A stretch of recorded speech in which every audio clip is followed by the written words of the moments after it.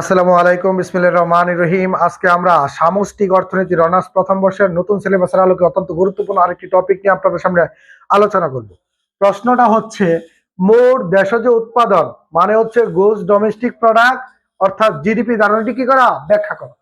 মোট দেশজ উৎপাদনকে gross domestic প্রোডাক্টও বলা হয়, আর জিডিপি এর পূর্ণরূপ হচ্ছে গ্রোস ডোমেস্টিক প্রোডাক্ট। এই ধারণাটি কি করবো, আমরা ব্যাখ্যা করব।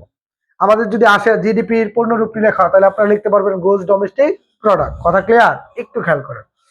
আমরা সমাধান দিয়ে লিখবো, পুরো নির্দিষ্ট সময়ে সাধারণত এক বছরে একটি দেশের ভৌগোলিক সীমারেখার ভিতরে মোট যে পরিমাণ চৌরান্ত দ্রব্য সামগ্রী উৎপাদন হয় তার আর্থিক মূল্যের সমষ্টিকে মোট দেশজ উৎপাদন বা জিডিপি বলে।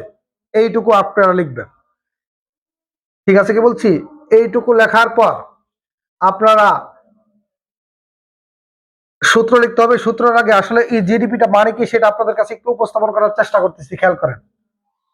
ধরেন এটার মধ্যে ডোমেস্টিক মানে গৃহপালিত, ডোমেস্টিক মানে দেশজ বা গৃহপালিত অর্থাৎ দেশের সীমানার ভিতরে। আমাদের দেশে অর্থাৎ আমাদের বাংলাদেশে ভিতরে দেশের বাইরের লোক যদি উৎপাদন করে, আমাদের দেশের লোক উৎপাদন করে, তাইলে এটা জিডিপির অন্তর্ভুক্ত হবে। যেমন আমাদের দেশের লোক প্রবাসে আছে, রেমিটেন্স যোদ্ধা যারা, তারা যদি উৎপাদন করে এটা জিএনপির অন্তর্ভুক্ত হবে, কিন্তু এই জিডিপির অন্তর্ভুক্ত হবে না। কারণ জিডিপির ক্ষেত্রে ডোমেস্টিক হইতে হবে, অর্থাৎ নিজ দেশের সীমানার ভিতরে উৎপাদন করতে হবে। নিজ দেশের সীমানার ভিতরে, দেশের ভিতরের লোক হোক দেশের বাইরের লোক হোক, যে পরিমাণ চৌরান্ত দ্রব্য সামগ্রী উৎপাদন করবে তার আর্থিক যে মূল্য, এই মূল্যের সমষ্টিকে বলা হয় কি, মোট দেশজ উৎপাদন বা জিডিপি। কথা ক্লিয়ার?